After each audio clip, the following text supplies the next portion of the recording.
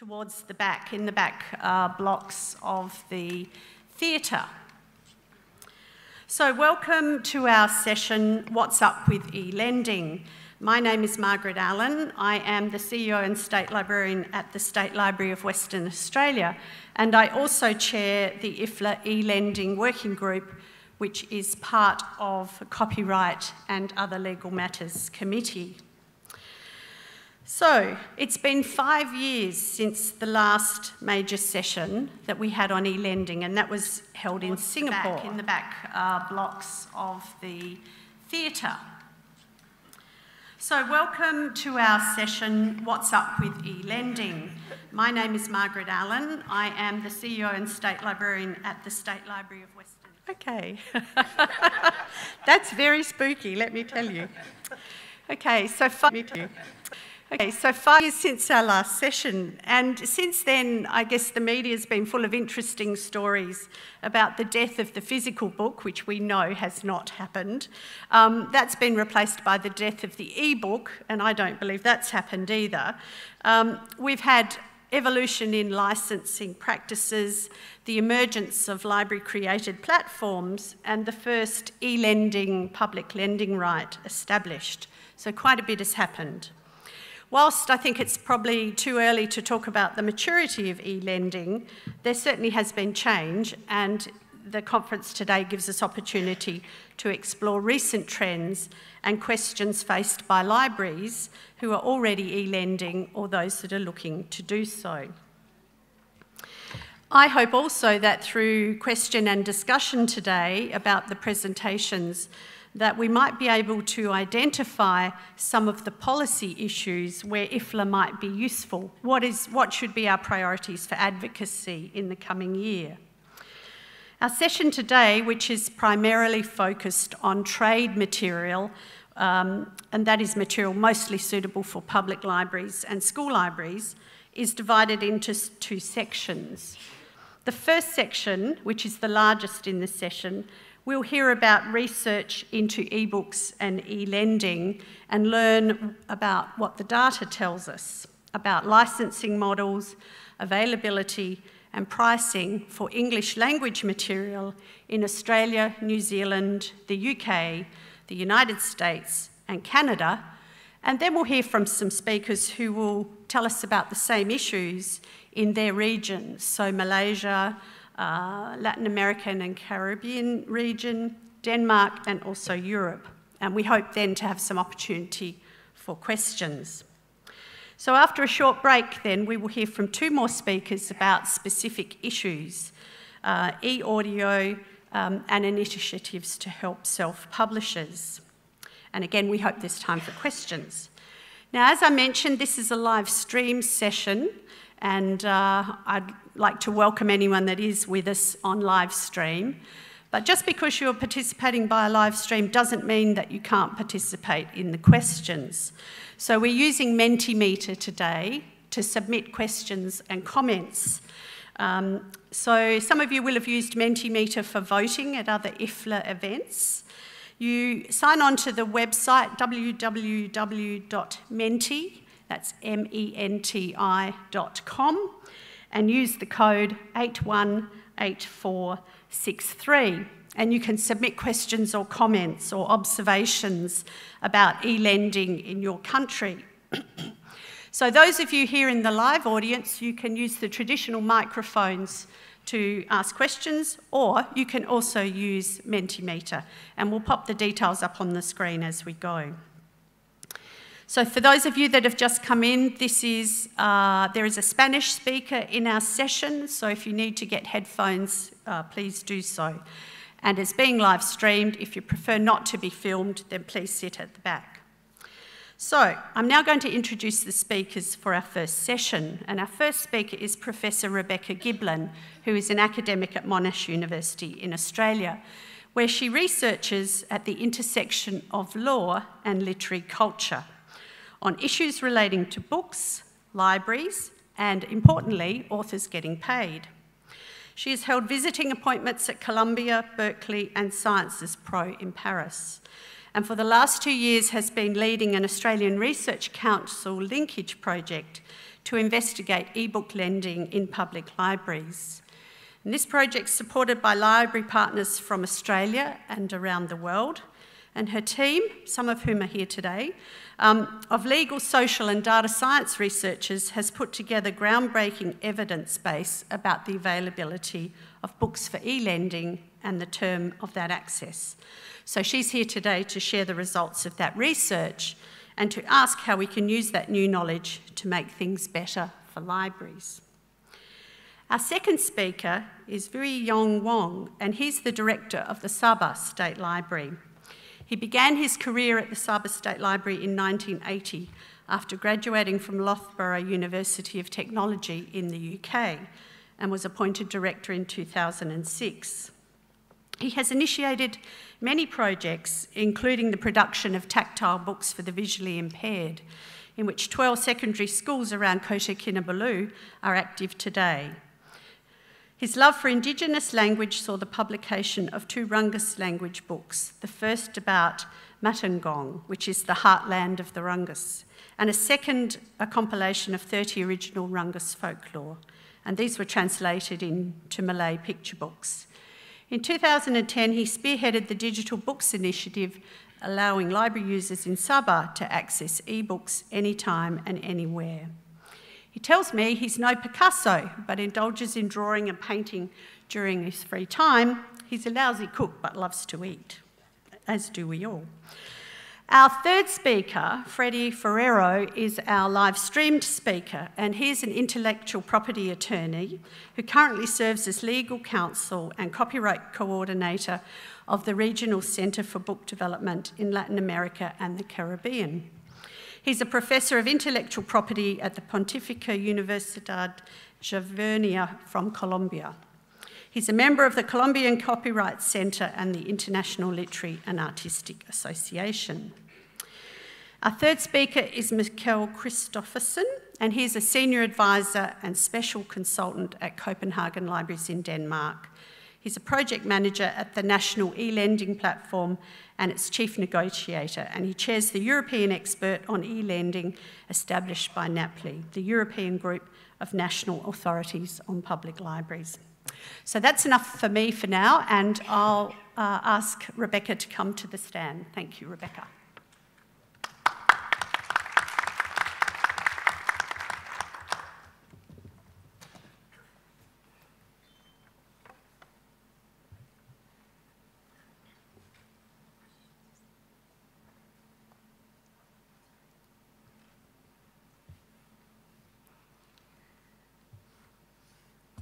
eBooks are regulated very differently to physical books.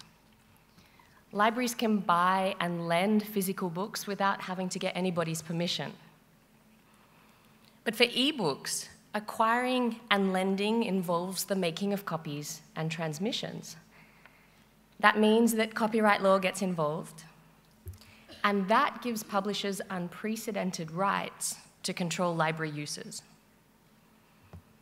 Some have exercised these rights by imposing additional conditions, like requiring libraries to purchase 1,000 copies in order to access any single one.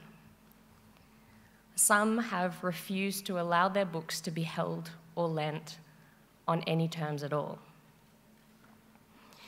It's important to know that nobody sat down and made any deliberate decision to treat ebooks differently to physical books. It's simply a consequence of the nature of digital technologies. But that different treatment raises questions that go right to the heart of libraryship. What do shelves look like when publishers can decide what goes on them and the terms on which they can be bought? What does it mean for libraries' abilities to fulfill their public interest missions?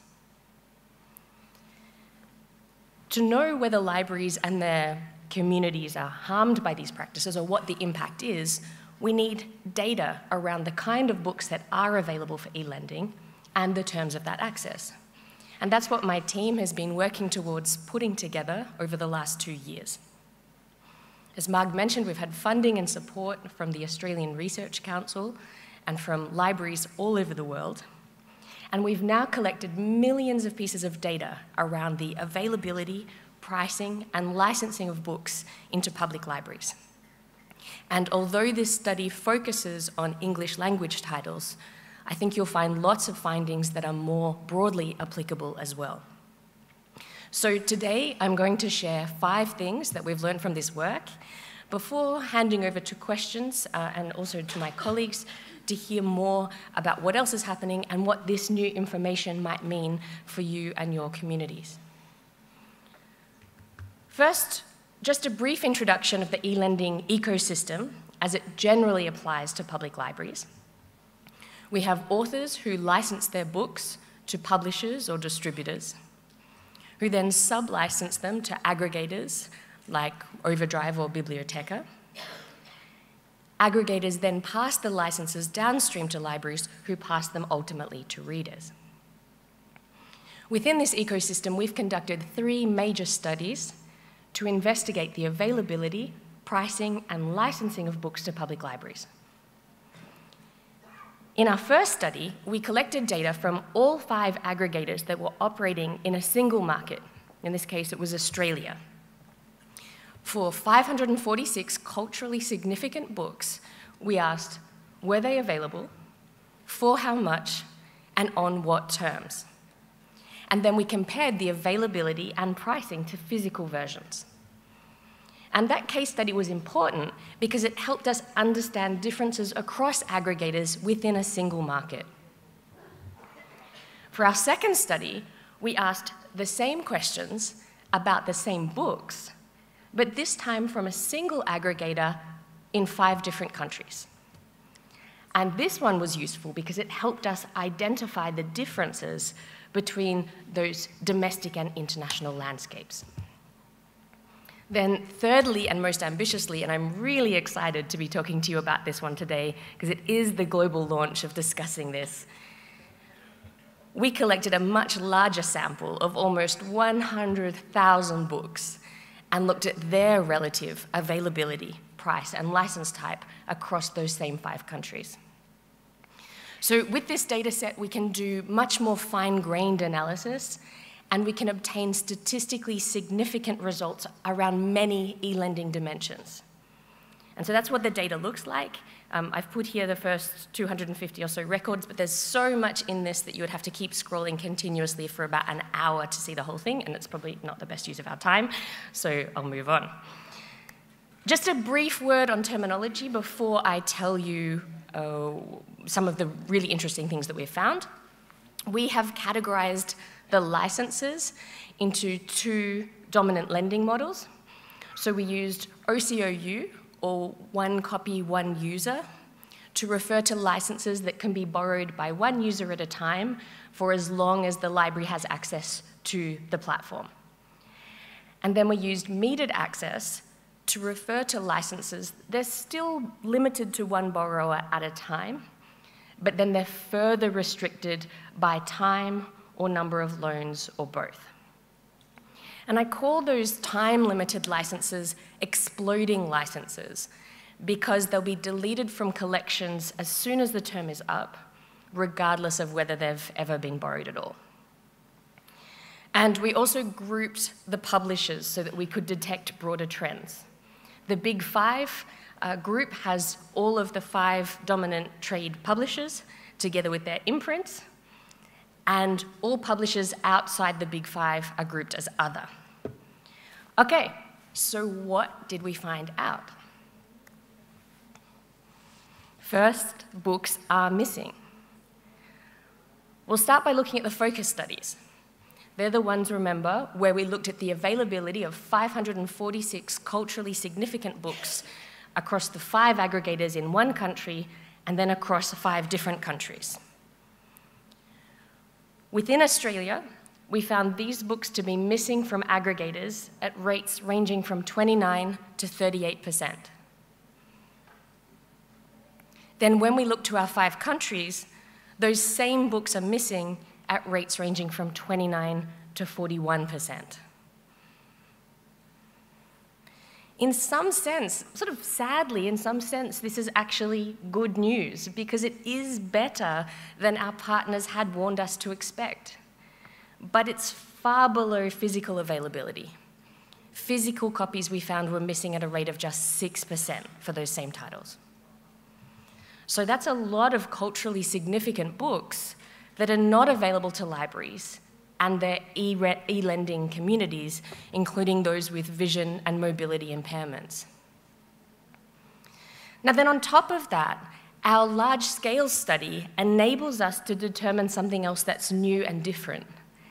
Because to appear in the large-scale sample at all, a book had to be present in at least one of our jurisdictions. So this lets us establish relative availability. Books that were available in at least one English language jurisdiction, but then are missing from others. So what books are missing where from our 100,000 titles? Well, we see Australia and New Zealand are missing 21%, the UK 23%, and Canada and the United States 12%. And just to put that in perspective, for those best performing countries, that's still 11,000 books from our sample alone that are available to their neighbours, but not to them.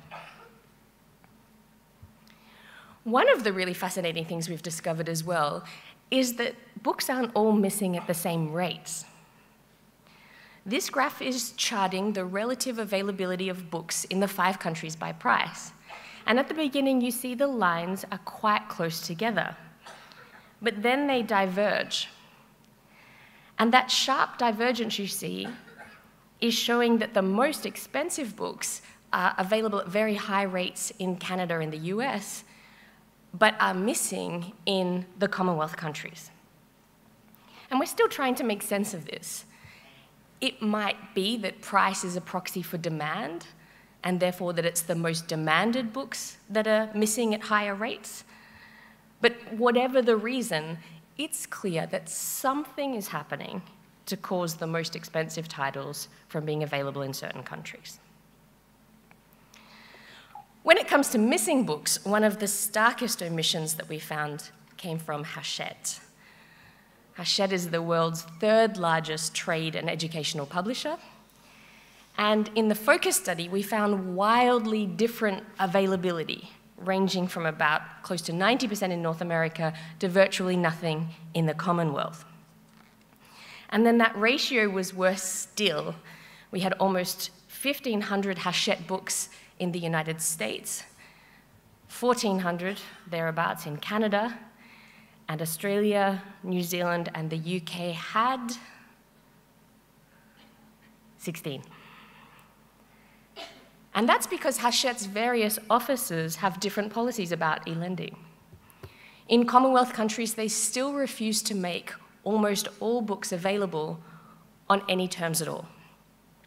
And indeed, of those 16 books, we found most of them had been published by a Hachette imprint that had only recently been acquired at the time we did our data collection. And so by now, those books might be missing as well. Now, having said all of that, there were some hopeful signs around availability. I mentioned that just 6% of titles were not available in physical form, but there was something really interesting there, because more than half of the books that libraries couldn't readily purchase in physical form were available from at least one platform. And that suggests that ebooks in libraries are already playing a role in ensuring continued cultural availability. And there was something promising as well in the availability of older books. We had been warned to expect increasingly poor availability as we went further into the backlist. But we actually found the very oldest titles to be available at higher rates than the newest ones. And we can see that in this chart, which shows the availability of books by date of publication. Here we've got peak availability, which was for titles published around the year 2000. And we can see as well that even for these books published around the 1980s and 90s, we've got wide availability at rates above 65%. So libraries have long played a significant role in ensuring that culturally significant books continue to be available, especially after they have gone out of print or are no longer available in bookstores. And so it is encouraging to see so many older books already being made available to libraries. But then that leads me to one of our most important discoveries, that even where a book is available, it is not necessarily accessible. And again, it's with those older books that we can see this most clearly.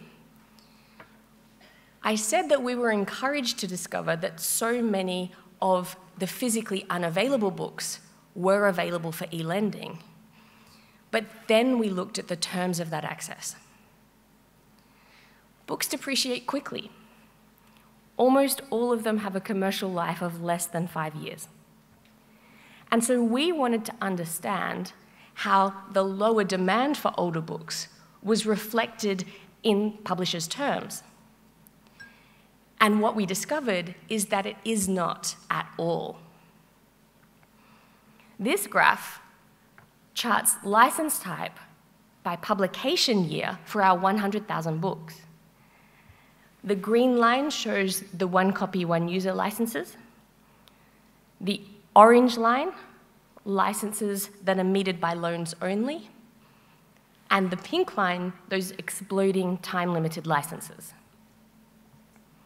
We see that there's a bit of a bump for the green line at the beginning. In this period, which is shown up to about 1920, 1925, almost all of the books that we've charted are out of copyright. They're in the public domain. So when copyright expires, books enter the public domain, anybody can make them available without needing to get permission. And this bump shows that those out of copyright books are being made available on one copy, one user perpetual licenses at higher rates than other books.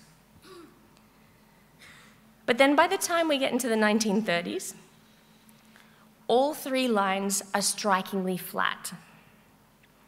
Our data set does have fewer older books than newer ones, but from everything that we can see, the split between OCOU, time-limited licenses, and checkout-limited licenses doesn't vary much at all by date of publication.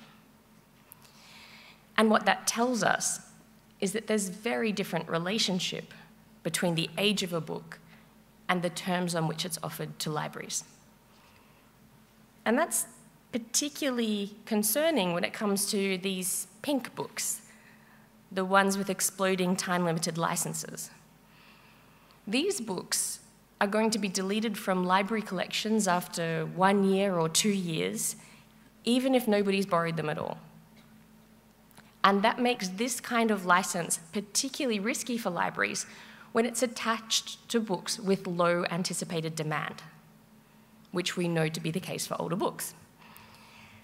Now, the widespread use of exploding licenses might not be such a problem if, say, we found that the licenses were also cheaper for older books. But that's not what we found either. Here we've taken all of the licenses for one copy, one user titles, and altogether we had almost 250,000 of them. And we've graphed them here by the original publication date of the titles to which they're attached. So remember, in this first period, we're looking at the books that are out of copyright, and we see that reflected in a lower price point, hovering around $2.50 US. And then we see a sharp jump in price to between $10 and $20 for the books that are in copyright. That actually peaks for the titles published between the 1930s and the 1970s, before starting to trend lower for the newer books. So what we're seeing on this grand scale of almost 250,000 licenses is that the older, less demanded books are priced as high or higher than the newest ones. And we find the same thing when we look at books that are chartered under other licenses. Here we've zoomed into just from 1980 onwards. We've looked at the next most common licenses. The red line is 52 loans or 2 years, whichever comes first. The orange line, 36 loans or 2 years. And the blue line, 26 checkouts without any time limit. And the red one goes up and down a bit, but the most expensive books, again, are well into the backlist. The other lines are remarkably flat. So it's showing us that the lower demand for older books is not being reflected in their prices. Something else that added to our concerns about accessibility was the lack of choice. Our library partners have repeatedly told us that it's a high priority for them to be able to choose between different licenses depending on the situation. So they might be buying to satisfy holds, to enable access for readers in a minority language, or to ensure representation of local authors, or to support a community book club. All of these circumstances might suggest a different kind of license. They might be at a stage of the budgetary cycle where they have some cash, or they might be running close to empty. With all of this variance, one license does not fit all. But we found just 3% of our 100,000 books had multiple licenses available. And almost all of those were for those public domain books, the ones that are out of copyright, where multiple publishers had entered the market and were competing with different licenses. So what we found is that the flexibility that libraries have been asking for, that they need, is not reflected in the market offerings. Although I do note that more pay-per-use and simultaneous use licenses have emerged since we collected this data last year. So, all of this combines to explain what I mean when I say that books can be available without necessarily being accessible. And as we've seen, the licenses and pricing in particular attached to older books don't seem to reflect their lower likely demand. They might make it infeasible for libraries to add them to collections. And that then threatens libraries' role in enabling continued cultural availability of books.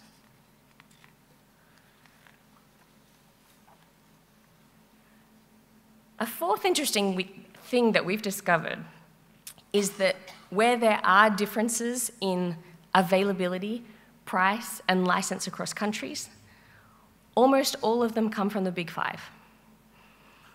So what we're seeing in this chart is a count of the number of titles available in each jurisdiction and broken down by license type.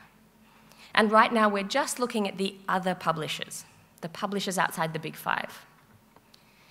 And what we see is that there's almost the same number of books available in all 5 countries, and that the proportions of OCOU, loan-only licenses, and time-limited licenses are virtually the same in each. But it's very different when we look at the Big Five. The first thing we see is huge differences in the number of books that are made available at all. Canada and the US have about 10,000 more books than the other countries. And then when we look at the license breakdown, we see some really interesting differences across the countries. We see that the Big Five offer far fewer OCOU licenses and far more metered licenses than other publishers. And in fact, we see the Big Five use metered licenses at 5 times the rate of other publishers. And we also see much bigger variations across countries. The US, Canada, and the UK have much greater use of those loan-limited licenses that are not limited by time. In Australia and New Zealand, there's relatively more exploding licenses, the time-limited ones, but also more OCOU from this sample. And the UK comes off the worst with both the fewest books and the largest proportion of exploiting licenses. Now, because copyright is territorial, rights might be controlled by different publishers in different countries. And so another way to get at what's happening here is to filter our data set to include only those books that are published by the same parent company in all 5 jurisdictions. And that narrows us down to about 57,000 books, half published by the Big 5 and half published by other publishers. So the important thing to know is that for this subsample, the differences across jurisdictions are ultimately attributable to decisions made by the same parent company. So now that's another way to look at how often were there license differences.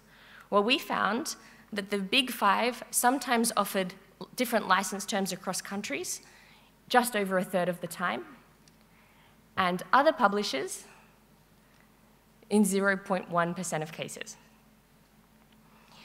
Now what we're looking at is the price differences across countries. We calculated this for every single one of our almost 100,000 books by taking the average price for it across the 5 countries and then seeing how far each individual country price was from that average. And then we expressed the results as a percentage. So if the average price for a book was $10 and one country had it for $12, then that would be a price difference of 20%. Now, of course, we would expect there to be a price difference if we had a different kind of license in different countries. So here we're only looking at cases where the license was also identical. So it's all 5 countries, same publisher in every country, identical license everywhere. And so what we're seeing for the Big 5 is a wide range of price differences. And that 50% plus chunk that you see in red represents 11,000 books. And so on the ground, what that might look like, we found that Sue Grafton's Kinsey Malone books cost as little as $7 and as much as $40 on the same license in different countries. So it's a bit hard to interpret this straight away because we might say, well, there could be currency differences. We don't really know how significant this is. But what we can do is we can compare it to other publishers in exactly the same circumstances. And what we see for other publishers is almost no price difference at all on the same number of books and in the same circumstances. So what this tells us is that if you are unhappy with the relative availability, terms, or pricing of books, and you're in one of these 5 jurisdictions, ultimately it seems that there's really just 5 companies that you need to raise that with. And to the 5th lesson, the last lesson. When we were designing the focused Australian study, which is that one that within the single country compared availability and price and terms across all of the ebook aggregators operating there, a bunch of them told us that there was no point. It was a waste of time and resources, they said, because the prices and licenses were decided by publishers, and we weren't going to find any differences between them. So how about we not bother collecting that data? That is not actually what we found. In fact, we discovered that 41% of titles were made available on different lending models across platforms. And more than half of those differences were major, like a book being one copy, one user on one platform and metered access on another. And this proved to be a huge surprise to everybody. Aggregators had thought that they were getting the same terms as their competitors and discovered from this data that they weren't. One aggregator actually came to us and complained about our draft results. They said, what are you going to do about the inaccuracies and the fact that some platforms have given you information that's out of date?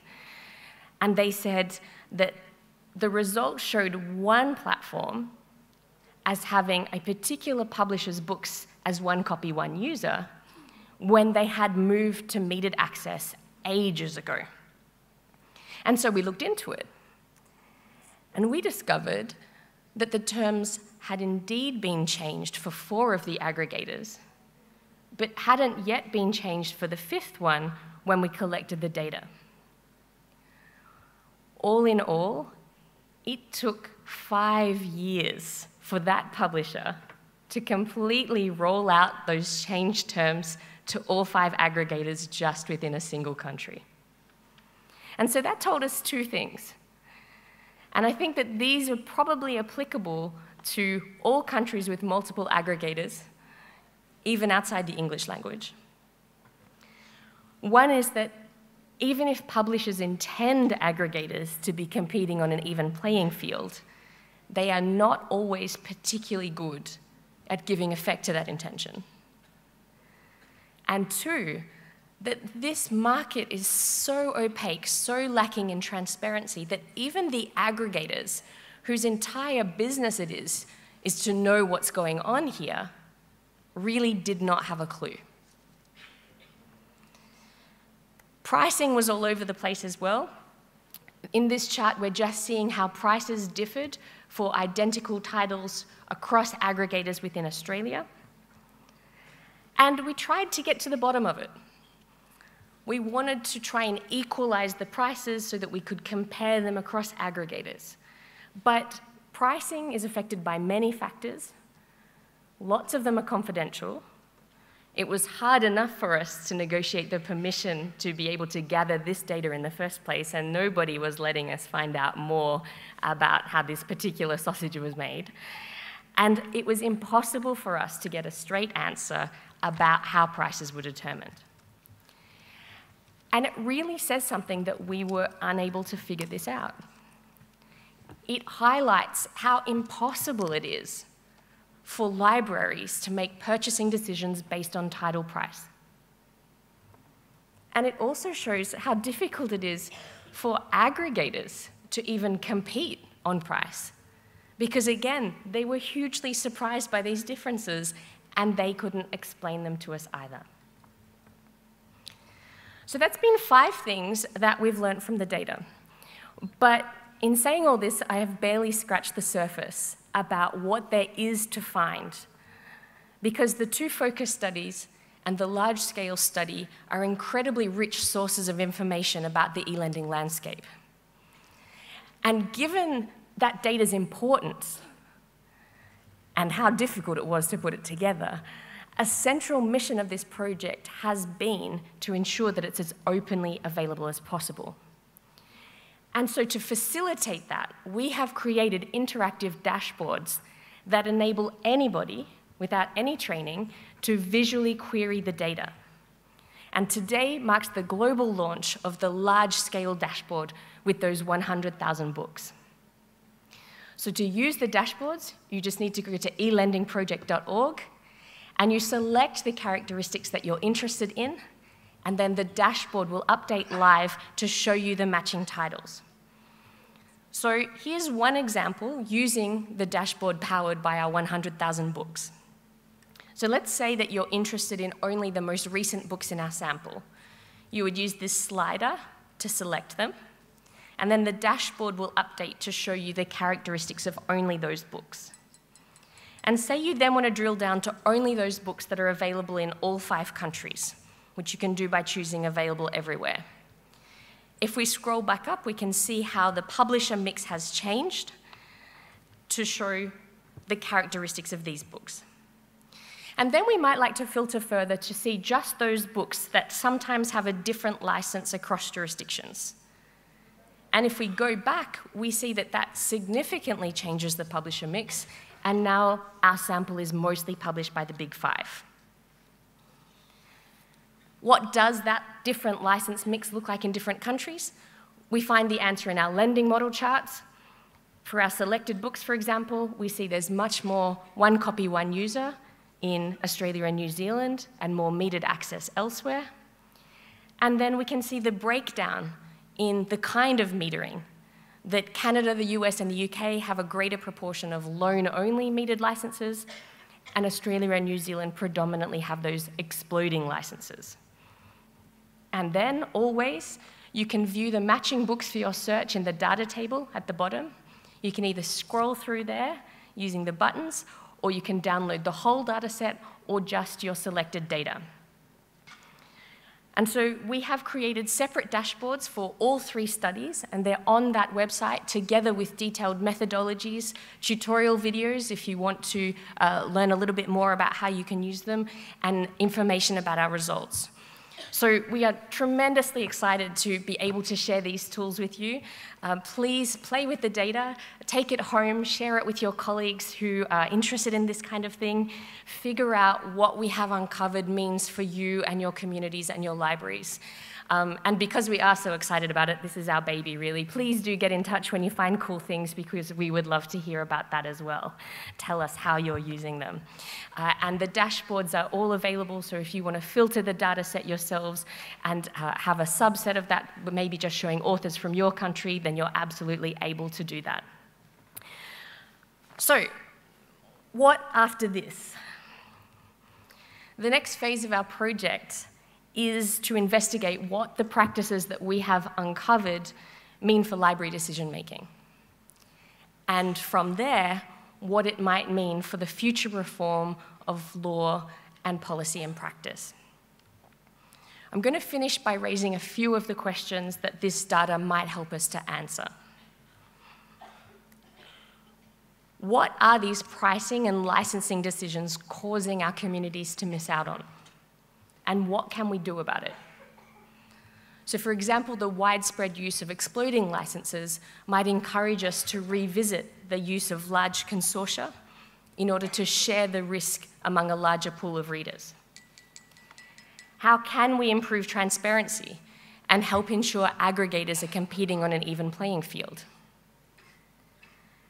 How might this help us improve earning outcomes for authors? Writer incomes have been going backwards in recent years, and this data can help by advancing debates about, for example, how public lending rights might be extended to eBooks where that hasn't yet happened. And it might also help by shining a light on licensing arrangements more broadly, because most book contracts allow authors a higher royalty for licenses than for sales. But there are questions about whether that money is being properly accounted for, and this data can help answer them. And finally, and most broadly, we might ask, is the market really doing the job? Or is there a case for some regulatory intervention to ensure that libraries can continue to fulfill their public interest missions? So I know that I have to stop. Just one final point to end on. Globally, there were over 250 million library ebook downloads from Overdrive alone last year. Libraries are a big source of revenue and a force to be reckoned with. The fact that such a diverse range of library partners has come together to support this research shows the fundamental importance of these issues. And I'm so looking forward to working with libraries around the world, because united and informed, I know that we can do a lot to make things better. Thank you.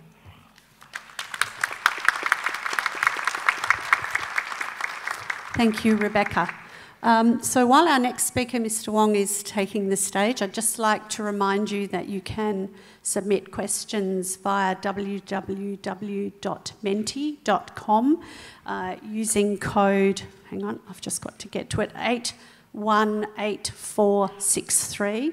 We do have, at last count, 23 participants via streaming. So those of you on streaming, please, we'd be very keen to hear your comments, your thoughts, whether there are similar eLending challenges in your countries, or if you have particular questions for the speakers, please use menti.com. Now to Mr. Wong. Thank you, Margaret. Selamat pagi. Good morning, ladies and gentlemen. Kopi Versian. Kopi Versian is a greeting in the Kadazan Dusun language, and the Kadazan Dusun is the biggest indigenous group in Sabah, and Sabah is where I am from, formerly known as the British North Borneo. We are the 3rd largest island in the world. Sabah is famous for the sun, sand, and sea. and of course, our beautiful sunset. What you see on the screen is the Sabah State Library. We have a network of 120 public libraries, serving a population of 3 million. We have modern libraries, such as the one at Tanjung Aru, serving the urban population, and a little wooden library, serving the remote villages throughout Sabah. In Malaysia, there are more than 1,700 public libraries, serving a population of over 32 million. This morning, I shall be sharing the Malaysian eLending experience and very briefly touch on the native language material, or the lack of. eLending in Malaysia is quite a recent phenomenon. In 2008, we at the Sabah State Library started our search for the digital book provider in Malaysia. Unfortunately, there were none. Then, we found out that in Singapore, libraries were providing eLending services through Overdrive. So what we did was we contacted Overdrive in Cleveland, USA. And by 2010, we had Overdrive service available at the Sabah State Library with the first catalog of English titles. And we became Overdrive's first client in Malaysia. At last, library users in Sabah can have access to eBooks 24/7 without having to leave the comfort of their homes.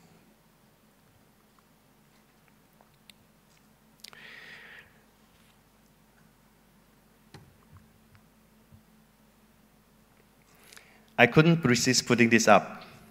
We had this in our collection before it became a movie. And now, it is actually showing in Malaysia. Our contract with Overdrive does not permit us to extend this service outside the geographical boundary of Sabah. And this means that if you are not a Sabah resident, you have no access to this service. However, this problem was solved when the National Library subsequently subscribed to Overdrive. Now, anyone in Malaysia could have access to this service. And I would like to mention also that the National Library's ubiquitous library service or initiative, uPustaka, also facilitated the eLending narrative in Malaysia. When ebooks were gaining popularity, one question keeps on popping up, and that was, why only books in the English language? You see, public library collections in Malaysia is a direct reflection of the community they serve. It is not uncommon to see books in Malay, English, Chinese, and Tamil, with a small percentage of books in the local indigenous languages. This issue was settled when a local e-company, eCentral.com, came into the picture. Operated by eCentral, they provided initially Malaysian publication in Malay, English, and Chinese, and later on, this company sealed agreements with major publishers in Singapore and Indonesia. Today, they are one of the biggest e-bookstore in the Southeast Asia region. The biggest challenge to eLending in Malaysia is the internet infrastructure. In urban areas, it is not the problem. The problem comes when you go to the rural areas. Because of the lack of internet connectivity, making eLending outside of urban towns in Malaysia very unproductive and a very unpleasant experience. Internet connectivity needs to improve in this country, and the cost needs to come down, while the speed needs to go up. When you come into Malaysia, what you will receive from the Tourism Malaysia Board is informing you that in Malaysia, you have the Malay, the Chinese, and the Indians. This is only the tip of the iceberg.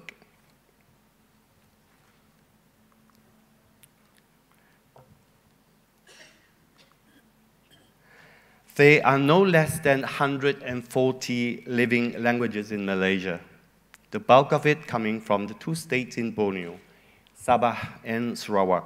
Combined have a total of about 100 ethnic groups, each with their own distinct language and culture. There is hardly any native language material online today, or a decade ago. A lot needs to be done to preserve indigenous languages in Malaysia. At University Malaysia Sabah, we have the Kadazan Dusun chair, and that only look after the Kadazan Dusun ethnic group. But what about the other 99 ethnic groups? The indigenous community in Malaysia, especially those from the island of Borneo, is more than just once upon a time headhunters with tribal tattoos. The Orang Asli, the Kadazan Dusun, the Dayak, the Bajau, the Ibans, the Murut, the Bidayah, Orang Ulu, Orang Sungai, all have their own language and culture. But what have we done at the Sabah State Library? We have formed our task force. The first one is with regard to the Rungus community. So what we did was we have a committee, we go into the Rungus heartland, and what we did was we collected and spoke to Rungus community and had a recording of hundreds of hours of tapes with the Rungus community. And as a result of that, we published 2 Rungus language books, one of which is a compilation of 30 never been before published original Rungus folktales. The second one is in Keningau, the interior of Sabah, spearheaded by Puan Esther Mobilik, who is actually in this room. And what we did was we did the same thing. Instead of going to the Rungus, we went to the Rungut community. And we talked to the community there, and we had a lot of photographs, and especially videos of the cultural expression of the Murut community. And as a result of that, we also have published a book on this unique Murut community in Sabah. Ladies and gentlemen, this is not enough. Concerted effort from all sectors needs to take stock and take concrete steps to ensure that indigenous languages in Malaysia do not disappear. Because when it is gone forever. What are we without our language and our cultural heritage? With that, I thank you.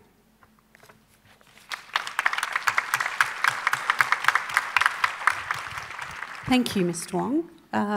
Our next speaker is Mikkel Christoffersen. Oh, sorry, I've got it wrong. We're actually moving to our live stream speaker, Freddie Ferrero. So I will ask the team to change the broadcast. So this is in Spanish, so please move to your headphones. And just while that's happening, thank you to those people who have submitted questions via Mentimeter. We hope to get to them at the end. Please, you can submit via menti.com with a code of 818463. Now, over to Freddie.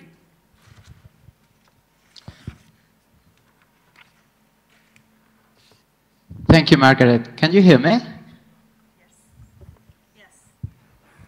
We can hear you. Ok.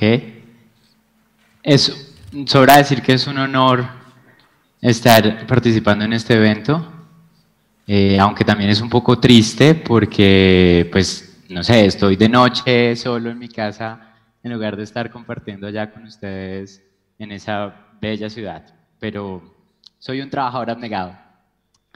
Voy a iniciar con una anécdota que me encanta, y es que en el siglo XVIII, Diego Torres Villarroel compró unos globos terráqueos con el dinero que se disponía para la dotación de la biblioteca de la Universidad de Salamanca. Inmediatamente nacieron críticas porque no usó el dinero para la compra de libros. Ante las crecientes críticas, Diego Torres Villarroel sencillamente explicó que los globos terráqueos también eran libros, solo que estos son gorditos y redondos. Desde esta época ya estaba evolucionando el concepto o lo que entendemos por servicio bibliotecario. Y América Latina no es la excepción.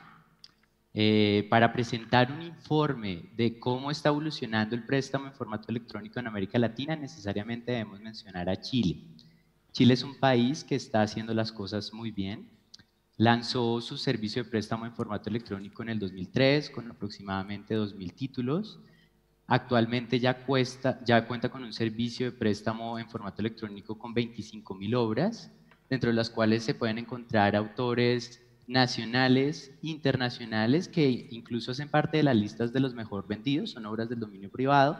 Tienen una plataforma amigable para los usuarios en la cual se loguean con el documento de identificación nacional, es para los ciudadanos, bien estén residiendo en Chile o en el exterior. Cada usuario puede almacenar hasta 6 obras outside the country, and they can lend a book for 15 days, up to 6 books, and this can be renewed up to 7 times, for 7 extra days, sorry. This service works relatively well. It's a service which is constantly evolving, and which it was very well received by Chilean citizens, and it's the example to follow. Now, the main center of this presentation is not to talk about how it works in Chile, because this platform does not work very differently from how it works in other countries. The main question is why only Chile? Why this is the only example I have to present? Most of the countries are working on the construction of repositories and digitalizing public domain titles, and countries like Brazil, Argentina, Uruguay, Colombia, they are constructing digital libraries, but they still have much to do. So I do not have enough examples in this presentation because of this. To see what is going on in the region and the problems that we are finding. In general, Latin America is a region of high contrast, economic contrast. We have some countries with a very strong library system, while other countries are now starting to construct networks of national libraries, and then we have countries which are still having problems of infrastructure and facilities. These countries, of course, are not thinking about working on digital libraries when they haven't even when they aren't even able of guaranteeing that they can keep the national heritage in a physical format.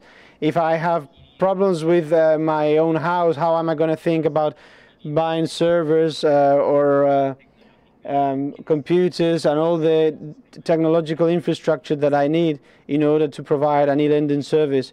Although the region is so different in economic terms, all countries have the same problem, which is the lack of funding. In some contexts, there is also a lack of political interest.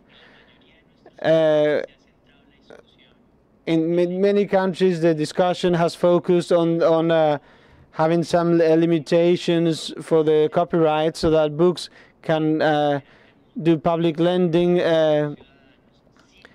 without requiring previous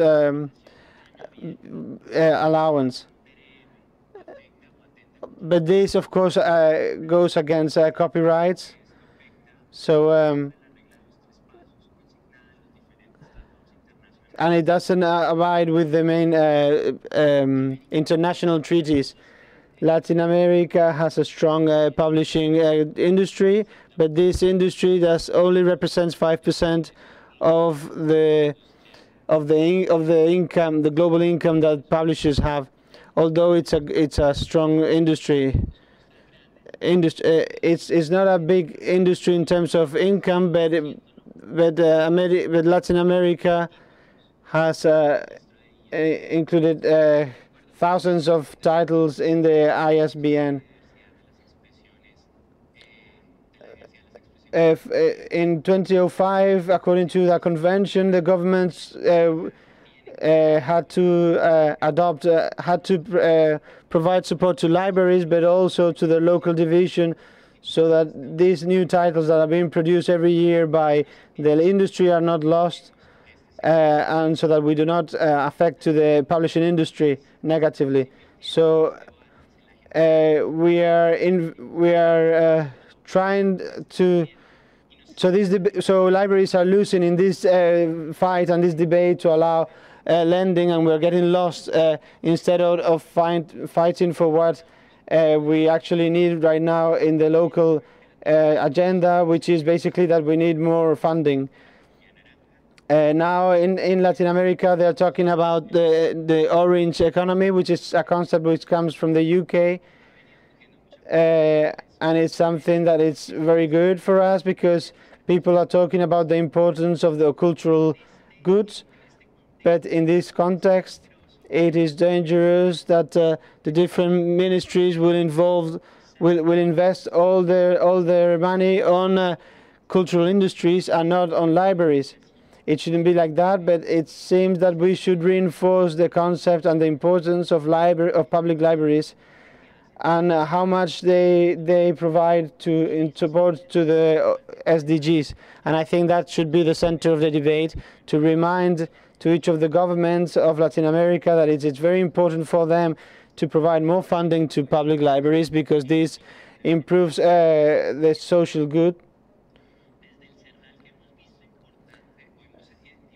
We have identified two main focuses to work in the middle term and improve the problems that libraries are facing because they don't have money. On the one hand, we are reinforcing the use of the acceptance of a law for orphaned titles, which would allow libraries to use these titles and introduce them in their systems so that they are available to the public. And we hope that this law will take effective and will be useful for the libraries. Colombia recently, just last month, they adopted a law on this, and they are currently regulating it and giving access to it in different countries. And on the other hand, we are trying to adopt a regulation on legal deposit for electronic format. A legal deposit that would make everyone to give all their books regardless of the format to the National Library, so that the National Library can create a digital repository that would be available for free for the users. For this to take place and be a reality, we need that this eLending comes with a DRM, so that it's a license of one user by copy, so that this lending does not go against the copyrights, but would allow libraries to apply with this role of preserving the national heritage, either on digital or printed format. So in general, we are. I would like to excuse myself, but I would like to take the moment to invite everyone from national libraries who are participating, and I can say undoubtedly that the different people responsible in each of the libraries, they know that libraries have great challenges that they have to fight. We are all doing great efforts to make the most of the technology that we have in our hand. So I invite to all the Latin American librarians and of course IFLA to work together, so that in the middle term we can all in our countries have an e-legal deposit, an electronic legal deposit law, which would be working along with orphan titles, and that in all the public debates we can include the importance of the libraries and the necessity for funding that we have. Thank you very much. Thank you, Freddie. Muchas gracias, Freddie. Session, Mikkel Christopherson. And thank you. Keep your questions coming on Menti, menti.com, using the code 818463.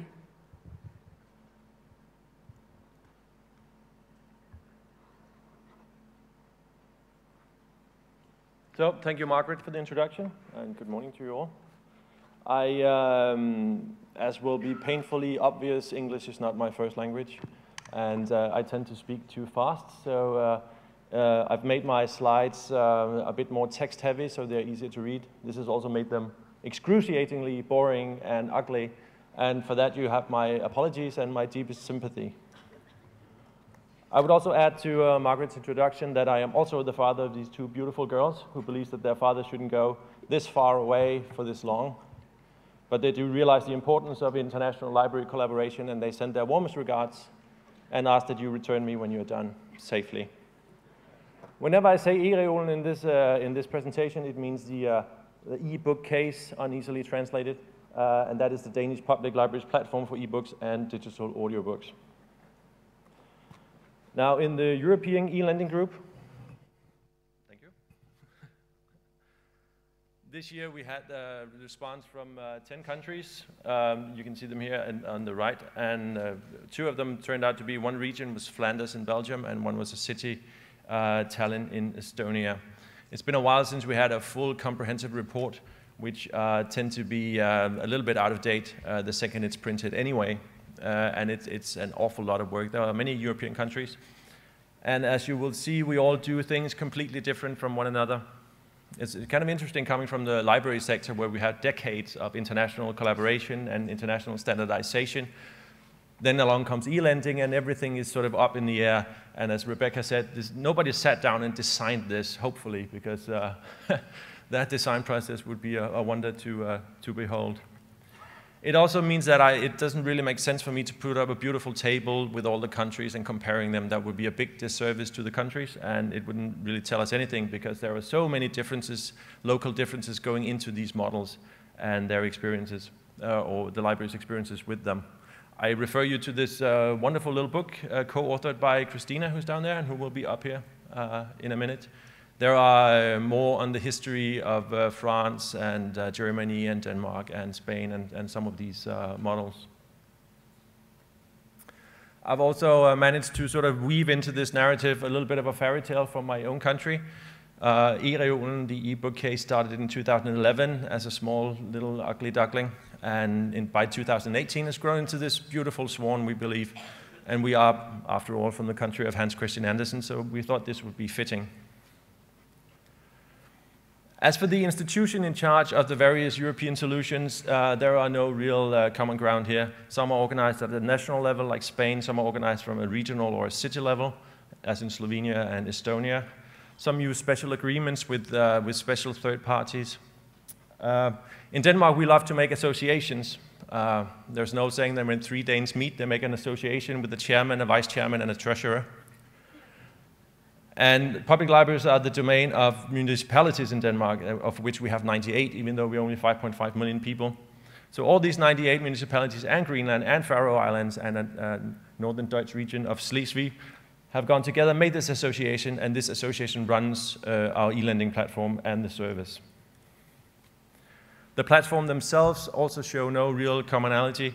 There's a spaghetti version from the Czech Republic where different platform vendors and different services will compete almost on the library websites.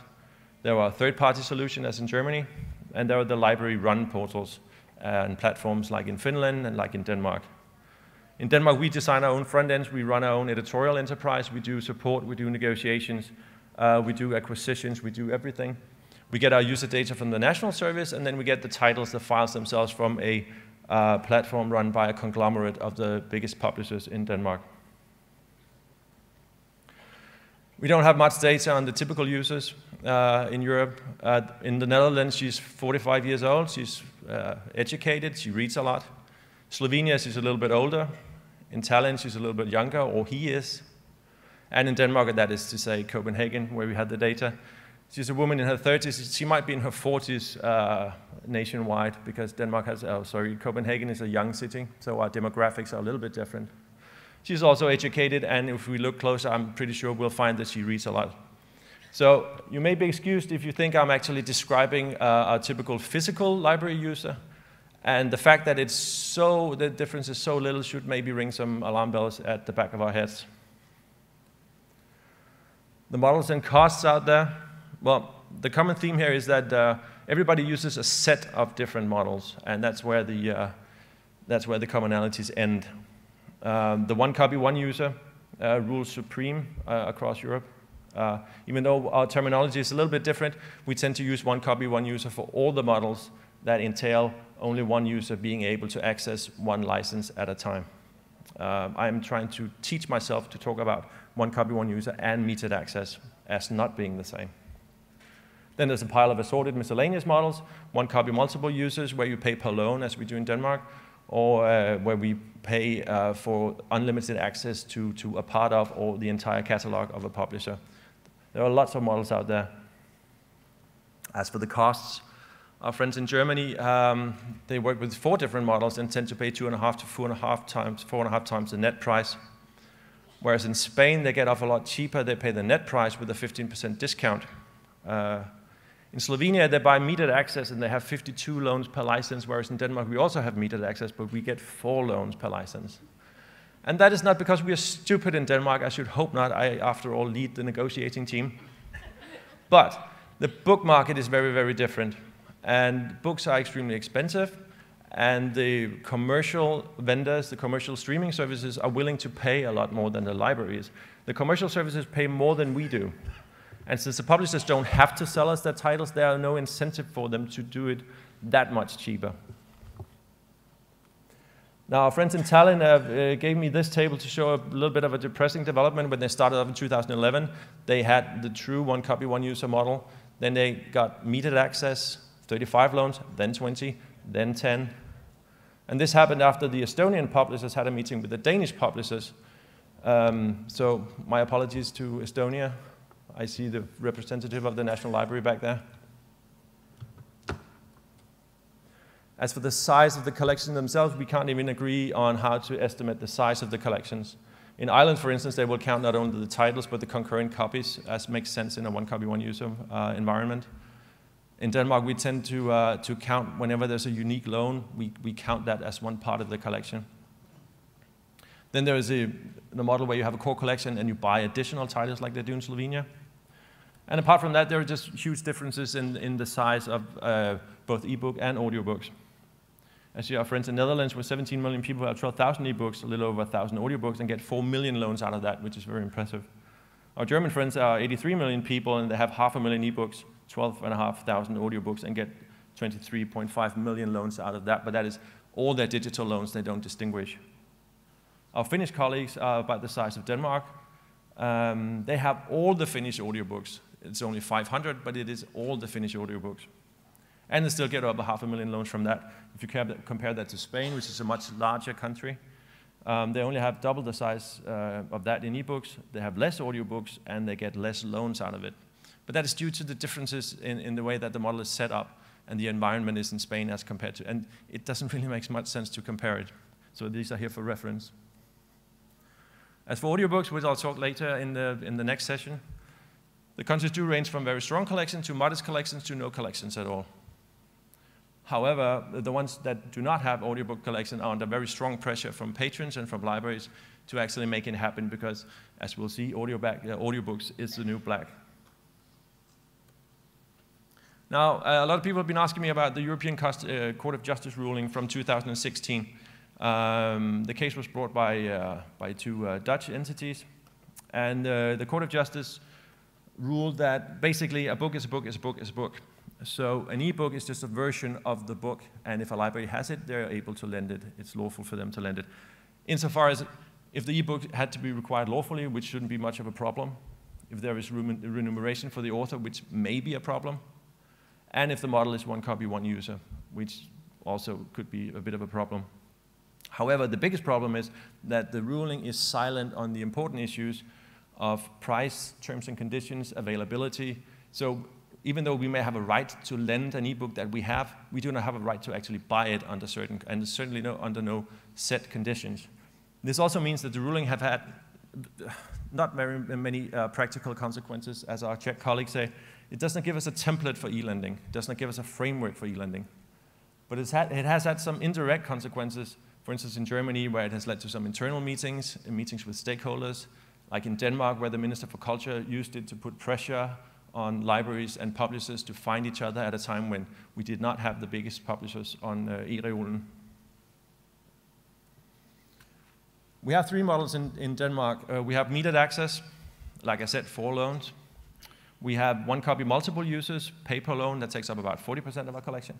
And we have 1 copy multiple users where we just buy a part of for 1 year of a publisher's catalog or part of it. We tended to call the last model for a subscription model or the Netflix model, like you pay once and then you can do whatever you want to. Rebecca wants to call it the binge model, which I'm starting to call it now. But this is the size of the collection in terms of the models. If we look at where the loans come from, even though we have 20% in 1 copy, 1 user, they only take up less than 6% of our loans. That's a little orange sliver there. And that's because in Denmark, the 1 copy, 1 user model is about restricting access. The fact that our users can't get to the titles is not a bug, it's a feature of the system. Because our publishing friends want to teach our users that there are restrictions in this system. It's not a free party for all. Luckily, we're not only about restrictions. But you can see here that this is a Danish author who was very prolific on eReolen once. She had most of her titles in 1 copy, 1 user, that's the blue bar, and a little bit in the green and the orange bar, which is variations on the 1 copy, 1 user model. Then her literary agent told her that this was bad for her, she should be more exclusive. So she put her titles into the 1 copy, 1 user models mostly. So even though that rises a bit, the green part, the blue part where the books are in 1 copy, multiple users, fall dramatically. So the overall effect is of restricting our users' access to her books. Again, this is not a bug, this is a feature of the system. This is working as intended. That's because most of our publishing friends still work from a physical sales point of perspective. Now, we have contracts with over 600 publishers, and let me tell you, we are a small country, there are not 600 major publishers in Denmark. There are maybe 7, 8, 10 maybe, if we're generous. But it consists mostly of individual authors who have taken back their digital rights because they are dissatisfied with payment or they're dissatisfied with the marketing. Because what most of our authors want to, they don't want to be sold, they don't want their copy sold. Yes, if it happens, great. But if you're interested in money, you don't become an author in Danish. That is very bad financial advice if somebody tells you to do that. What they want to do is they want to be read. They want to engage with their audience. They want to be known. Once that happens, they can go on library tours, they can go on bookshop tours, they can engage with the audience. They just want to be read. They want to get out there with their work. eReolen, the library solution, is the only platform in Denmark who does this well. But we do this extremely well. This is also starting to dawn on our author friends and our publishers friends, our publishing friends, because we are the only channel where this backlist, the narrow titles, the less popular genres, where they can move this. So we now have a sort of a detente where our publishing friends put their bestsellers, their new books on the streaming service as a commercial service, and the rest, which is, I've said 90%, is probably more like 95%, goes into the library service because we are the ones who can push this. We are the ones who can engage the cultural producers with the cultural consumers. We hook them digitally, and then we make them meet in our physical spaces.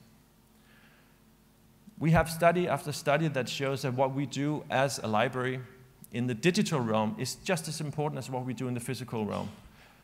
The library service, the discovery, the dissemination, the communication, the promotion is crucial still in the digital realm, and we do it better than everybody. And thereby we're also disrupting publishing logic, because publishing is still about sales, even in a small country like Denmark, it's still about sales. But digital economy is not about selling things, it's about access, and it's about getting out there, getting your stuff out there, and having people interact with it. So, thanks for my first part. Okay, thank you. So we now have time for a few questions. We have several that have come in online, but which we might start with one of those. But please, if you're in the audience, make your way to the microphones. So we have 6 questions. We won't have time to cover them all, but this one for for Rebecca. What opportunities are there to work with big-name authors to help break publisher resistance, e.g. Hachette and the challenges we have in Australia, New Zealand and the UK, to make their titles available to public libraries? And I guess Mikkel just also commented on that around the right to acquire, our right to actually carry material in our collections, which it seems to me probably hasn't progressed that much in the last few years. So perhaps over to both of you. I think that's a great question, and actually I was speaking to Cristina de Castell about this yesterday, about whether there is a role for authors, those few authors that do have a lot of bargaining power in helping ensure fairer contracts and more access for everybody else. So I think that there should be discussions around that, but I actually think that the greater potential is in things like what Mikkel was talking about, so reversion of rights to authors, and exploring how that can free up works in order to get them better read via other platforms. And so I know in France, for example, there's a recent change to the law that allows authors to get their rights back from 4 years after publication if they haven't received any royalties for at least the last 2 years. And so that's, I think, a really great suggestion, a great solution. Once those rights come back to the author, they could license them directly into libraries, get the full sort of per loan remuneration. There's potential there as well to have licensing options like pay-per-use for libraries, so that we don't have the libraries bearing all the risk of buying, say, an exploding license of 36 loans or 2 years, whichever comes first. So I think at the moment there's a lot of money being left on the table, and we've got twin problems: authors not getting paid and books not getting read, and we should be thinking about solutions that allow us to fix both of those at once.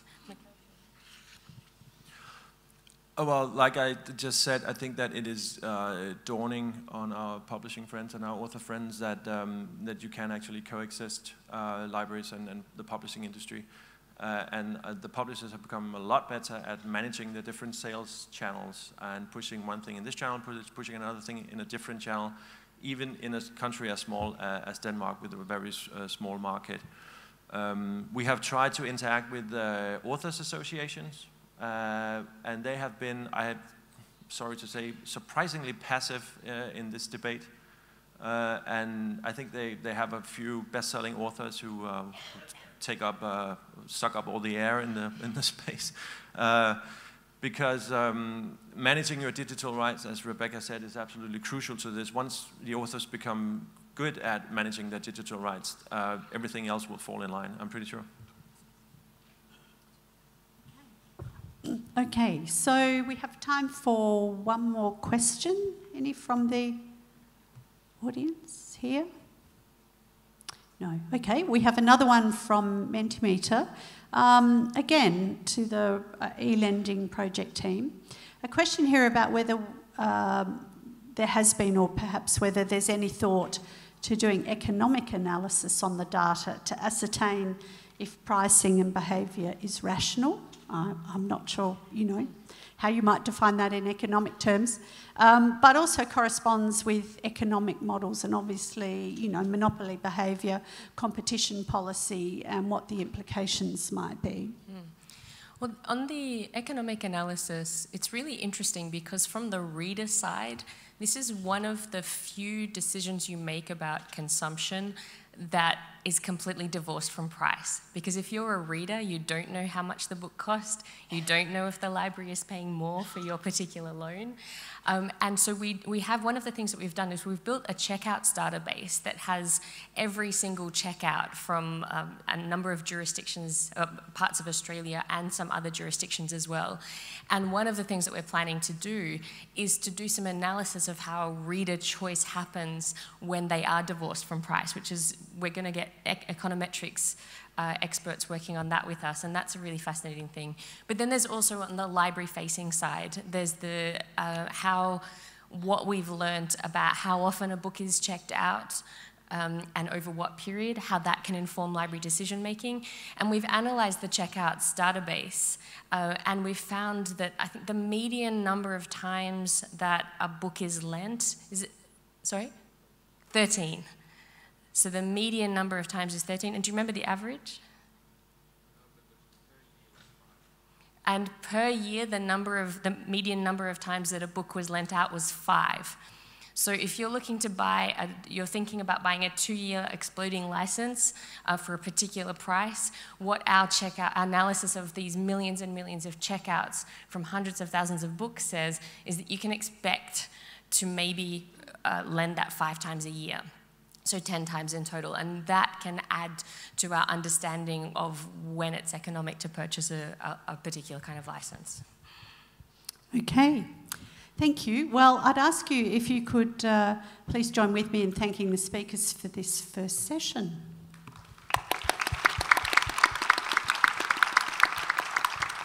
Okay, we're going to have a 2-minute break while we just change speakers into the second session, so it's also an opportunity for you to stand up and stretch if you like. So thank you to the speakers, and Christine is going to come up on stage and we'll start the second part.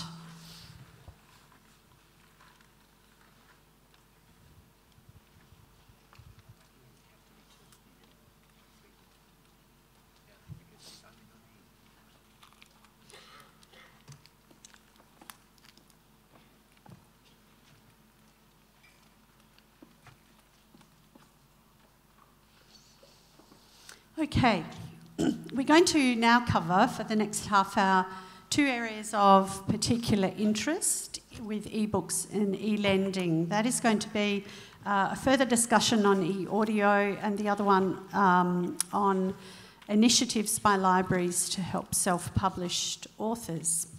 So our first speaker is Christina de Castel. Christina is recently appointed Chief Librarian at the Vancouver Public Library in Canada. She's a regular speaker on ebooks, licensing and digital transformation in libraries. Christina is a member of IFLA's Copyright and Other Legal Matters Committee and the eLending Working Group, and is Vice Chair of the Copyright Committee for the Canadian Federation of Library Associations. And she is the co-author, along with Paul Whitney, of the IFLA publication, which Mikkel pointed out, eBooks in Public Libraries, An Evolving Landscape. And Christina's held leadership roles in a number of library associations throughout her career and spent some time at IFLA in a policy role. Welcome, Christina.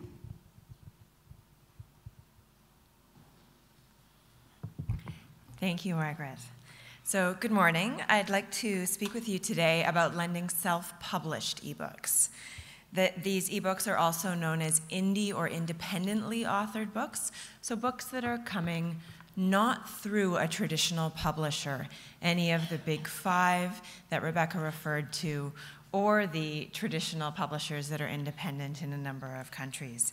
My focus, as Margaret had mentioned earlier, will be on trade or commercial publishing loaned by public libraries. But I think that for many of you, thinking about self-publishing and this type of lending can be relevant to any library. So I'll address 3 questions this morning. Why should we be lending indie authors? So that's self-published authors. What is available? What should we be thinking about in making these choices? And in Vancouver, how did we approach lending self-published authors?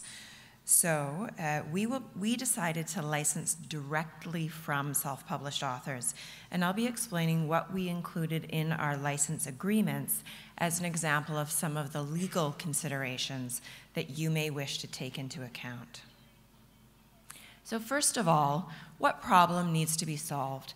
Why would we start lending indie authors at all? Mr. Wong referred in Malaysia and in Borneo to the problem of content not being available in the local languages of this country. And this is true of the internet, and it's true around the world, a common problem that we have. So of the more than 7,000 existing languages in the world, only a few hundred are recognized as being in use on the internet. This means we aren't hearing the range of languages that exist in the world. It also means people aren't finding material to read in their own languages. They will not feel a part of the conversations going on globally. This isn't true just of the internet, but also of the world's publishing. So 2 years ago, the world's publishers put out 1.6 million books, and about half of them came from 2 countries. So this is true, this is traditional publishing that we're looking at. When we look at published titles per million inhabitants, this is coming from the International Publishers Organization and the World Intellectual Property Organization. It shows that the United Kingdom and Iceland are publishing about 2,700 titles per million inhabitants, while Thailand and the Philippines are publishing less than 300, and Kenya so few that they are hard to see on this graph. So these are voices that aren't being heard, and they're stories that aren't being told if we only buy traditionally published books in our libraries. But this is not all that's out there to be bought. We also know that more recently, traditional publishers have been taking fewer risks with titles. So they are preferring to buy authors that they know will be successful and not take chances on new authors. So this means fewer voices for us. So what role do we have in this kind of a situation? Why is it time for us to start lending ebooks and considering indie authors specifically? IFLA has spoken to this issue through the Principles on Public Access in Libraries, the Dynamic Coalition on Public Access in Libraries, which is part of the Internet Governance Forum. So libraries have the capacity to promote and enable the creation of local content and to ensure its preservation. And this can, for many public libraries, go beyond lending self-published ebooks to also providing training on how to publish, how to produce your own ebook, and programs that promote the authors that are writing in our communities. So we actually know that in English markets, self-published ebooks are representing about 24 to 34% of all ebook sales in English language markets. We aren't hearing about these sales from the traditional publishing associations because those only include traditionally published authors. So that's legacy data providers like PubTrack Digital and the Association of American Publishers.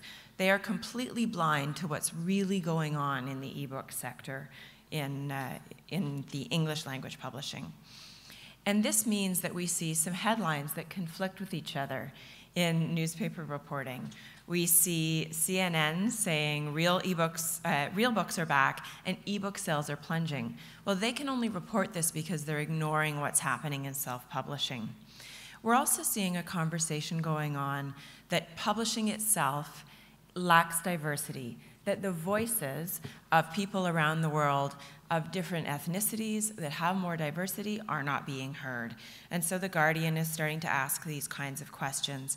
And in the past year or two, we're starting to hear the recognition that there really is more going on than what traditional publishing is reporting. So I can only speak to the English side of this, and I hope that we'll hear conversations in future years about what's happening in self-publishing in other languages and in other parts of the world. However, for English self-publishing, what we see is a lot of genre fiction.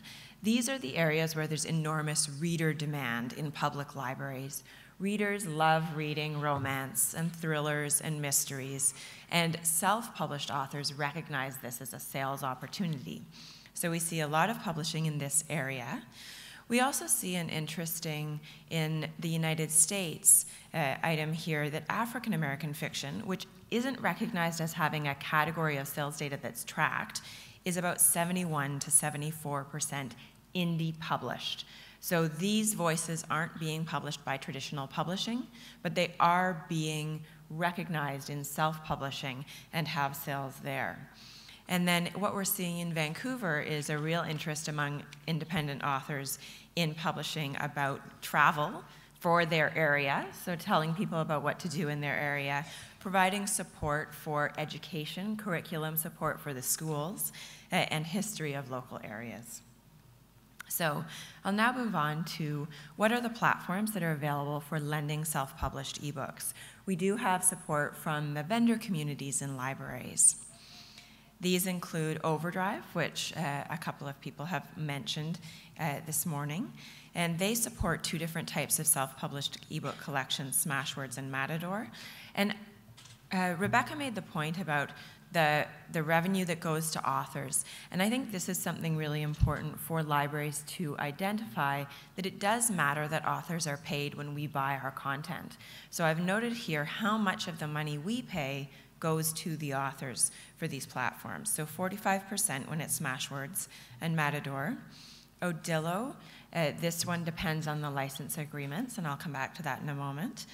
Smashwords has curated lists which they make available through a number of different platforms, and I've named some ones from around the world here. That's, again, the 45% to authors. And then in the US only, there are two platforms which they aren't available to us in Canada, and they aren't available to many of you. eBooks Are Forever, which was created by self-published authors to sell to libraries, where 70% of the money we pay goes to authors. And then Selfie, which requires authors to donate their books. So they don't get any money for libraries who choose to use Selfie as a platform. It's presented as a marketing opportunity. So I'd like to talk with you a bit about how we approach this in Vancouver. This is the atrium of Vancouver Public Library. We have a population of about 650,000. We're in a much larger metropolitan area and 21 locations, and we see about 9.5 million items loaned per year. About 770,000 of those are ebook loans. So we launched an indie authors collection last year, and we're expecting to see about 1,500 loans of independently published ebooks in 2018. And you can get a sense here of what sorts of things are in that collection. The genre books that I talked about, the romance, the thrillers.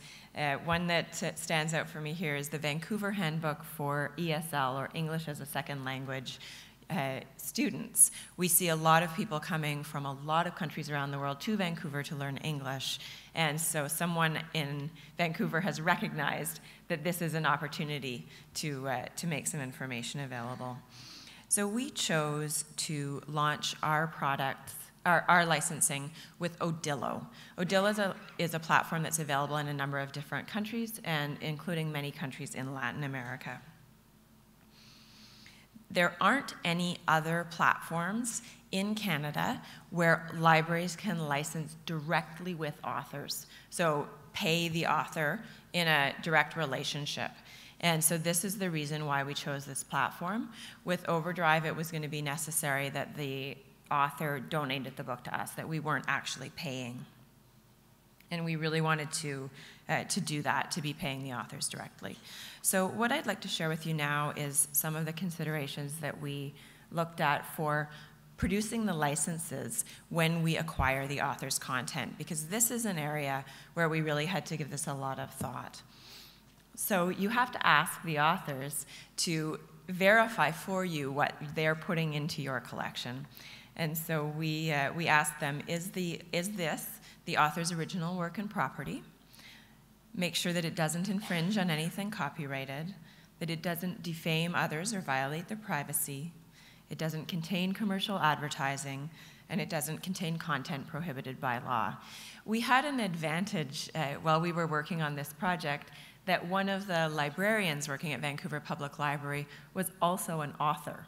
And so she was the person who was working on the license agreement drafts for us, which we subsequently had reviewed by our city's legal department. So while this is Canadian law that I'm considering here, I would think that this will help you with thinking about what you might want to consider for your library's own agreements. We then needed to think about, and you would need to think about, what license model are you going to use? And we have asked authors to license to us under the one copy, one user perpetual license. So the model that makes the content available for the existence of the library or the platform, essentially. And I've given you the exact language from the license here. And I'm very happy to share these slides. So what rights does the library obtain? We wanted to make very clear that the only thing the library wants to do is lend the book. We don't want to resell it. We're not going to modify the content. This was actually hard to get across to a lawyer who their natural inclination is to take all the rights. So to write an agreement that obtains those rights from the author. So as libraries, we want to educate people about their rights, and they shouldn't sign all their rights over to us. We also needed to consider, how do we protect the library itself? So if something happens as a result of the work being available in the library, the author needs to have the responsibility for that. So points here, just to recap that. As a library, you need to verify that the content is legal and is appropriate for your library, decide on the license model, clarify what rights the library is licensing, and consider the liability of the library. So we discovered that it's a lot of work individually talking with each independent author and learning from them what they want to make available, and then to set up the invoicing and all of the things that are the bureaucracy of libraries. But what we've also seen through this process is enormous support from the author community at the idea that libraries are there to tell local stories and to support local creativity. We have enormous participation in an annual festival now that we're holding that's called the Write On Festival. And so that brings together local authors to learn about how to market their self-published books and how they can get access to editing service. It connects them with the kinds of services that are available for that editing and marketing and publishing process, and gets them talking with each other. And our programming department also provides programs where the independent authors can come and as part of a panel, talk to the local community about their stories. So what we're doing here is building relationships between local authors and the library, and helping them see that the library is a place for both information discovery and hearing the world's voices, as well as hearing the local voices. And so I hope that I've shared with you this morning some information that will help you to start your own local independent author collections. And I'll just remind you that the statement which IFLA participated in, libraries have the capacity to promote and enable the creation of local content and ensure its preservation, and this is an important role for all of us to play. The full license agreement is available on our website, and that has all of those terms that are in the slide deck, and you can check out the collection. And so there's the URL there. Thank you. Thank you, Christina. So while Mikkel is making his way to the microphone to talk to us about e-audio, I just remind the live streaming audience and the audience here that you can submit questions via www.menti.com using the code 818463. Hello again, it's me again. I want to tell you a story that starts in Denmark. In 2012 to 2014, the big publishers were out from our platform, and we had our ebooks and our audiobooks on separate platforms. At that time, publishers were extremely wary about library lending of ebooks, and they were worried that it would, in their words, cannibalize their commercial sales. They were very almost bossy about our audiobooks, or their audiobooks in libraries, because we were their only market.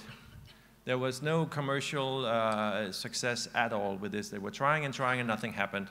So they thought that it was our responsibility to make a market for them, a commercial market too, and we should pay more because we were their only market.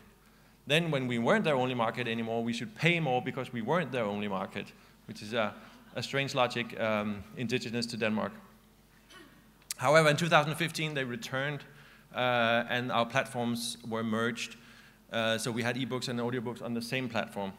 And we actually all thought that this would be very bad for the audiobooks, but in terms of user-friendliness and so on, it was a step forward.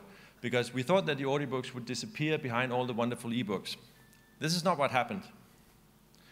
Now in 2016, the big publishers pulled out again, this time citing, again, too much of a success with library lending, and this time they took their audiobooks with them. In 2018, they have returned again, but they are sadly withholding their audiobooks, and we have no way of forcing them. It is brutal negotiations just to try and get some of them. We do have some luck getting their children's audiobooks because we are very good at promoting them, much better than commercial services. But popular adult fiction and popular nonfiction is just a brutal fight. We fought back by trying to add to the collection by supporting new production of audiobooks and reproduction, because a lot of old audiobooks, you cannot just retro-digitize them because the speech in them is horrible to listen to. It was once thought that if you needed an audiobook, you were probably a slightly bit stupid. So the narration is very slow and pedagogical almost. Now we did this through public-private partnerships, and as you can see in 2016 when they pulled out again, the big publishers, we had a stall in our increasing number of titles, but then it took off again. And the number of loans has just risen over the years, more than 30% year on year, whereas the blue bars, the ebooks, the loans themselves, the number of loans have sort of petered out a bit. We cannot stop audiobook loans even if we tried to. It has been a complete success over the years. And it's not just us. In the US in 2017, the sales of audiobooks rose by 20% year on year, at a time when print books were basically stable and ebooks was actually falling a bit. Now this was, I believe, in the aftermath of the big, great ebook war between the publishers and Amazon, so the publishers were allowed to charge more for their ebooks, which led to a decrease in sales. But still, 20% rise and a 5% drop for ebooks. Also, Amazon is getting into audiobooks for real. Google is, Spotify, Script and audiobooks.com have been here all the time. They are starting to realize that the audiobook thing is the new oil well. It's the new gold mine.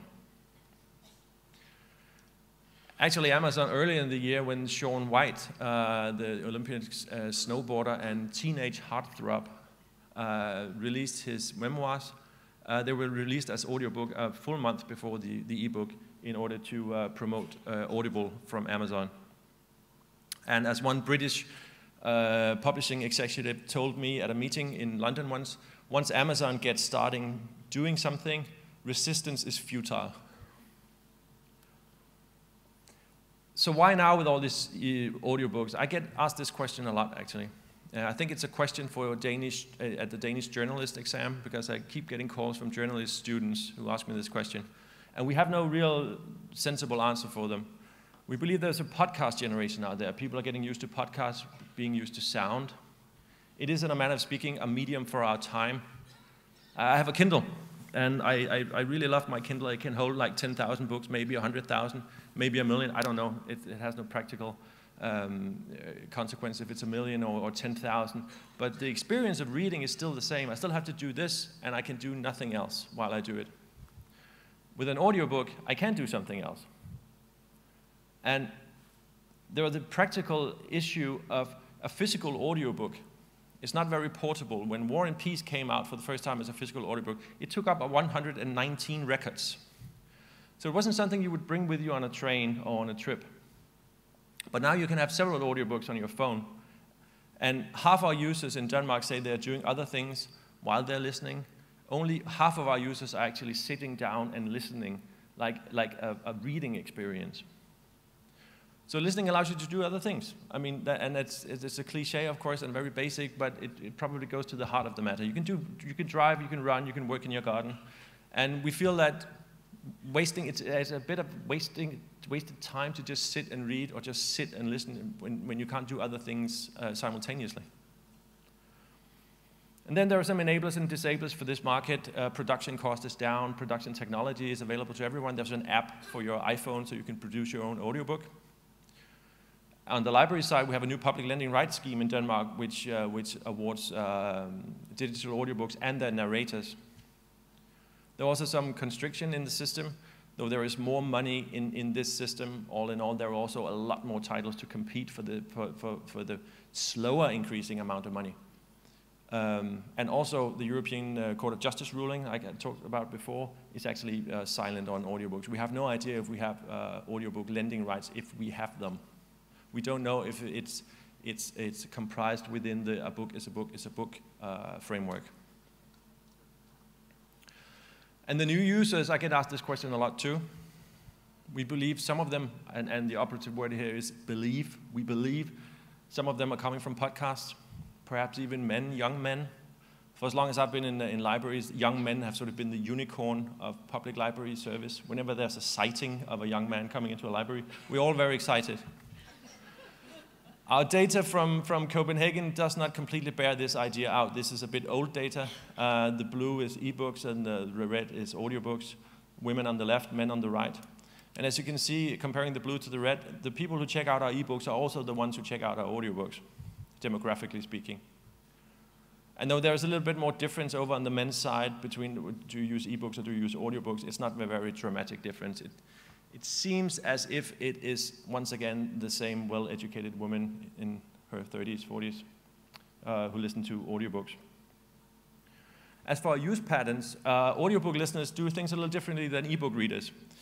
On the left one, age of the catalog, you can see that 60% of our catalog the audiobook is more than 2 years old. But the use of our catalog shows that 71% of the use is on those 60%. And that's not because of restrictions on the new ones, because we don't really have the restrictions on audiobooks. The one copy, one user model is mostly used on ebooks. So it's more of a slow experience. It seems like audiobook users don't really subscribe to this cult of new. They can easily listen to older books. It's more like an opera feeling, slow food. There hasn't been a good opera in 100 years, so who's waiting for the new one? We all listen to the old ones anyway. And our listeners are easy to retain than our readers. On the left, you can see that 44% of our users, they only check out one ebook that calendar year. And that's only 33% of our listeners. They will loan more, and we have more heavy users. 19% of our users loaned 10 or more audiobooks, whereas only 10% of our ebook readers who loan 10 or more. You can break that down by numbers as well. We have now 21,000 ebooks and 7,000 audiobooks. No, we had that in 2017. In 2018, the numbers are a bit higher. But we had 1.1 million loans on the ebooks, whereas we had 1.8 million loans on the audiobooks from about the same number of unique users. And they only had a third of the titles to choose from. So they loan more. And if we go into the Netherlands numbers that I showed you before, 12,000 ebooks, a little bit over 1,000 audiobooks, and 4 million loans, you can actually see that from the 12,000 ebooks have 213,000 active users who make 3.2 million loans. But for the 1.2 thousand audiobooks, a tenth of that, they get 100,000 active users who make 800,000 loans. And this is also borne out by commercial figures in the US here. There's an increase in audiobook sales, but there's no real increase in audiobook users. So by logic, it's the same users who are just listening more, using more audiobooks. And then they're just different. It's obvious that an audiobook is narrated, but actually means, in practice, that means an awful lot because people start following narrators rather than authors. So we get questions. Do you want the new Hemingway? Have you checked out the last 2 Hemingway books? No. I was driving over a bridge at the time, or I was looking at this tree, or whatever. And they will start correlating like crime fiction with this park, or this dramatic moment in Game of Thrones where this is when I passed this intersection.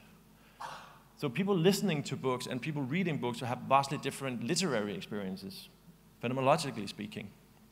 And we still haven't really made up our minds how to use this in our promotion.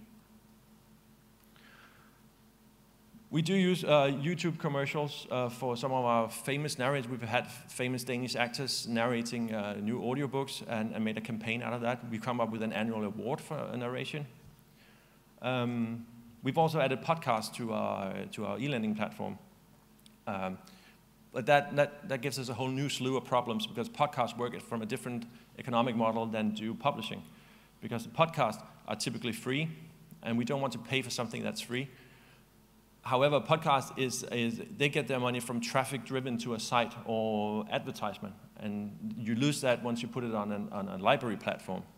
So then we have to pay for something that's actually free because we take it into a completely different economic model. Also, we've been wondering, if people do this, if people listen to this like they do music, for instance, in Spotify there are lists for running. Should we have a reading list for running? Should we have a reading list for traveling? I tried listening to an audiobook. I'm not an audiobook guy, and that was because I had to go to the dentist. So I'm actually associating Gillian Flynn's Sharp Objects with dentistry. So should we have a reading list for going to the dentist? I'm not sure. We're really struggling with this kind of promotion now. Also, we have a new user group in people who spend a lot of time at work doing the same things. The completely new user group that we can't get to read, but we can get them to listen. Now, should we market this? Yes, we should. But we do a ton of reading promotion, especially towards children. And I'm a grumpy old man, and I'm saying to myself, so we do a lot of reading promotion, but listening isn't reading. It may be a literary experience, but it's not reading. So should we use it more as a gateway drug? So we hook them on the audiobooks, and then we try and hook them on the really good stuff, which is the text. Well, at least we have a stake now in a very hot market. We don't get calls from journalists saying, oh my God, you have books. How are they doing this summer? But we do get calls from journalists from national TV, from national radio, going, you have audiobooks, man. How are they doing? And they're exploding all over the place. So suddenly we find ourselves with a medium where we can actually compete with some of the really popular media at the times, like the Netflix series, who's been sort of the new black for a couple of years now. And that makes us all happening and funky again, which is a nice experience, and which gives us a possibility to lure new users into our library. However, we are up against fierce competition. Like I said, Amazon, audiobooks.com is actually collaborating both with General Motors, Sonos, and they're on Apple TV. Audible has a book club with Reese Witherspoon. If I had a book club and Reese Witherspoon has a book club, I'm also choosing Reese Witherspoon's book club. That's a hard sell. And just around the corner, as some digital chief said to me once, we're only doing ebooks now so we can have the rights for the audiobook. And he believes that with near perfect synthetic speech just around the corner, any book can be narrated in any way you want to, but the push of a button. So if you want Game of Thrones read by Homer Simpson, there you go. You want it read by Reese Witherspoon, there you go. We don't need narrators very soon. You can have all the narration you want synthetically. And then we have automatic translation following a bit behind, and then everything explodes. And also there is the strange new world of these media convergences and genesis almost, where books become podcasts and then podcasts becomes books. Some of you may realize or recognize the picture on the right, which is my dad wrote a porno podcast, which I heartily recommend. It's about a podcast about a horrible book that then became popular, and then the podcast went on speaking tours, and then they wrote a new book, and then a podcast is coming out detailing the book to us, and somebody's going to write a book about it. And it's a whole new world out there. So, thanks for your attention. Okay, thank you everyone. We've got time for one question, if there's anyone that has a burning question.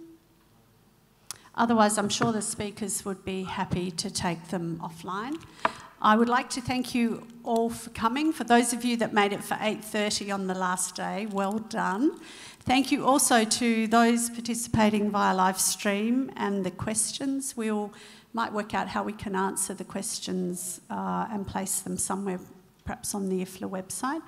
But other than that, could you please join with me in thanking the speakers once again?